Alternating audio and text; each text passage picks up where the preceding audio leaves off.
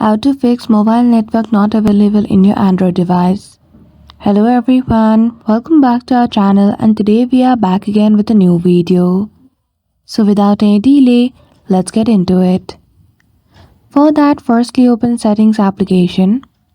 Once you do, click on Mobile Network. Then after, you simply need to click on Roaming and make sure this feature is available and toggled on your device. Select the country area, and when you enable this, you will be able to see the network setting. If not, check other settings like your mobile data SIM network, and then you're good to go. So that's it. That is how easily you can fix mobile network not available in Android device. So I hope you found this video helpful. If you did, don't forget to give it a thumbs up and subscribe to our channel for such tutorial. Thank you for watching till the end.